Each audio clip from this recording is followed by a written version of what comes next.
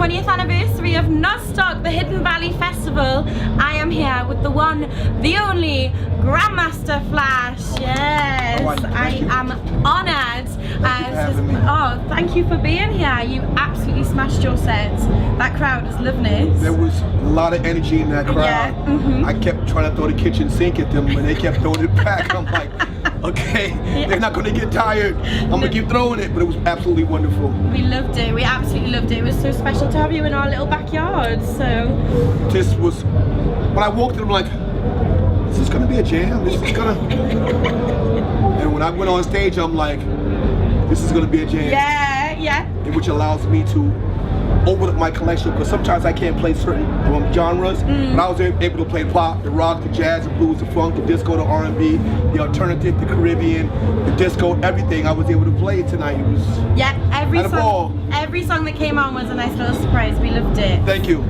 So tell us what you've been up to at the minute. Other than coming to Bromyard, of all places. New York to Bromyard, yeah. I'm working on a record, and then what was really important to me is, as I said in my performance, when I talked to journalists about where this thing truly started in the 70s, they would look at me like you did what with the vinyl and how, who, what.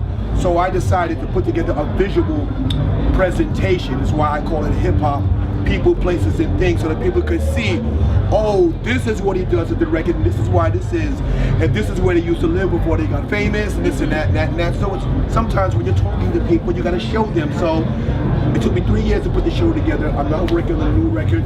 Did a show called The Get Down on Netflix.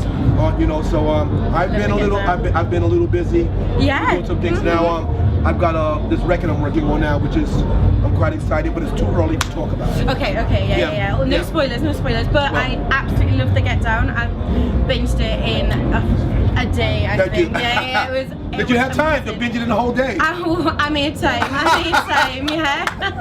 Good for you. I watched it in the bath and everything. Nice. I really loved it. Good for you. Absolutely had amazing, a ball making it. Yeah. And it was so lovely to see that part of New York. Right. And, I'm a little girl from Newcastle in the north of England, so it was amazing to see those stories being told. I think it's critically important that those years being told to people, so they know that this thing didn't just come out of the sky. A lot of heavy lifting. In those years, and then for it to finally become big business. So absolutely. I'm one of the few, the last of my kind, that came from that era that helped create it. So it's a pleasure to be able to play like music that's 40 years old, 25 years old now, and the crowd just kind of followed me. So it was, well, they're still loving it.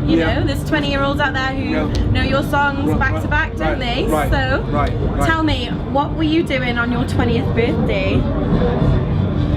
Let's see. The pterodactyls were flying around at that time. See, the dinosaurs were still around. I'm a lot older than I look. My 20th birthday, I want to say,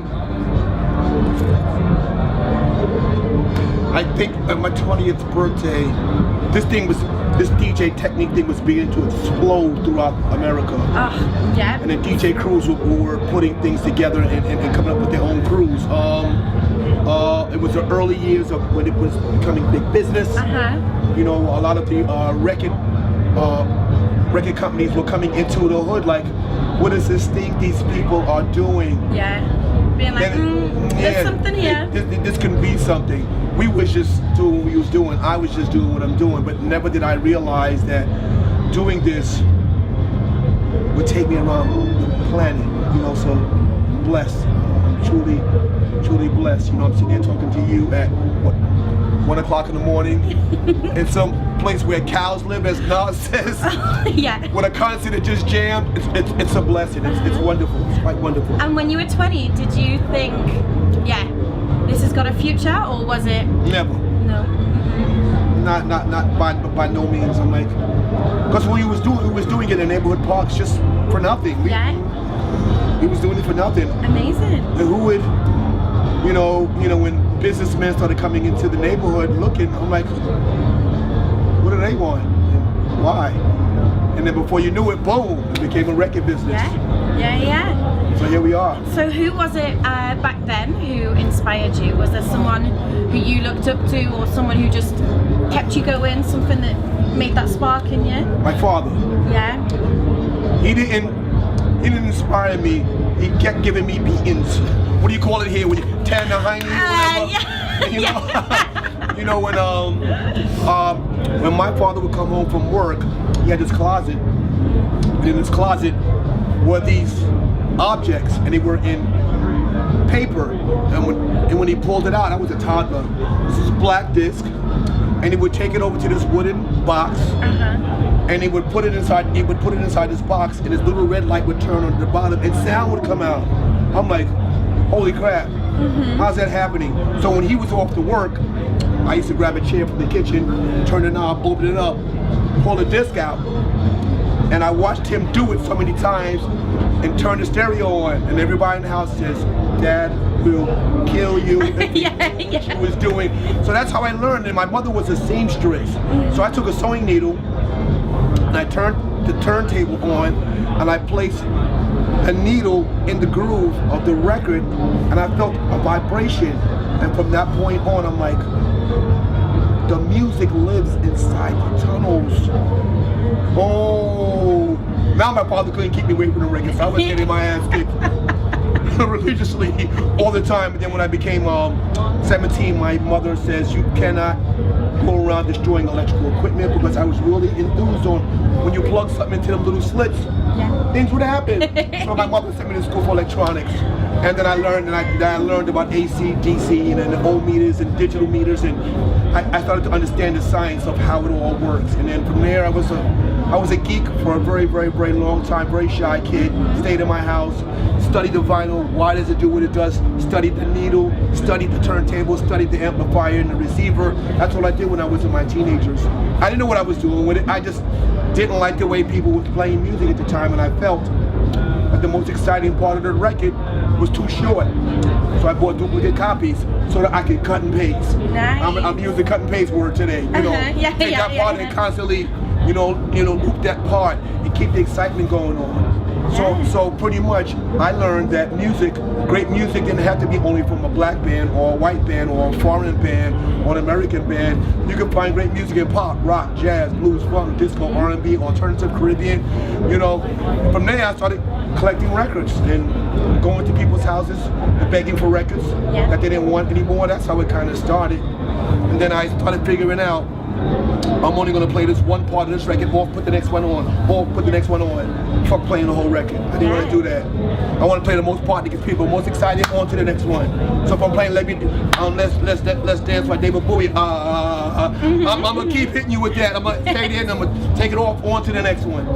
You know, so it was pretty much, you know, I didn't realize that it was going to... Well, who knows? It just goes to show, breaking the rules sometimes, it pays off, right? Me and Nas was just talking about breaking the rules, you know, and I heard a lot of people in my ear like, that's terrible what you're doing, and you're making these noises and this and that, it's not gonna work. I'm like, I don't know, but I'm gonna keep doing it. If you like it, keep going, yeah? So that's pretty much it, you know. Brilliant, okay. So, oh, amazing, this fits in so well. How do you think the hip-hop scene has changed with technology? Because it's much easier. Now you have a recording studio. We didn't have that.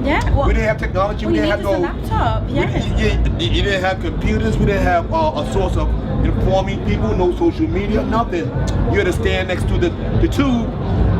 And as people were coming out of the tube, out of the subway, hand out flyers, and hope that you would get a small percentage of the flyers that you gave. You know, we did this with almost nothing. You know, but it was fun to me. Yeah. It was intriguing because it was science and math. Yeah. You know, so I was pretty much a geeky type guy. You know, and as far as music today, I'm glad that I'm able to see it. You know, because a lot of times people say you're a legend. It makes me pretty nervous because legends die young. Legends don't get to see the full manifestation of something that they created. So I'm quite blessed to see this thing full bloom. Yeah. Huge. Just as, you know, and some journalists said like 2 months ago that, you know, the hip hop culture is the biggest music on the planet. It beat rock. I'm like, what? And I'm one of the guys that invented it, so it's kind of It's kind of cool. Oh, don't you? Yeah, that's, you love it well made, don't you? And that's how I feel sometimes when I think about it. So I don't think about it. Yeah, but that's you. Imagine how it is for me. So that's, you know, it's a blessing to be able to serve something to the public and they take to it. Yeah. And I'm still doing it the same way today, so it's cool. Absolutely, and people are thriving. Who's your favorite young hip hop artist at the minute? Oh, I probably like my favorite probably is like Jay-Z, Yeah. Drake. Yeah. It's 6ix9ine is this guy. Yeah. This is real crazy young kid. There's a bunch of these young kids that do some real innovative things that I like, you know, so. Do you know Chance the Rapper? Of course I do. He broke the rules. He did. I was just telling someone today about 10 Day about he got suspended from school. What did he do? Is that what he did? Yeah, he got I didn't suspended know. for 10 days because he had weed on him. And so he made a mixtape called 10 Days and... Oh, is that what happened? Yeah. He got suspended from school. And he like shouts out to his teachers. Great man, Chance, great man. Yeah, And oh, I love it. That's it. That's it, and look at him now. He won a Grammy with a mixtape. I know, he's the same age as me, so Wow, it's wonderful. I could be doing it. It's wonderful. It's a wonderful thing. Alright, cool. Our last thing I would love to ask you to do is could you say happy 20th birthday to Nozstock? It's your boy Hip Hop Godfather Grandmaster Flash, and I'd like to say happy 20th birthday to Nozstock. Had a blast.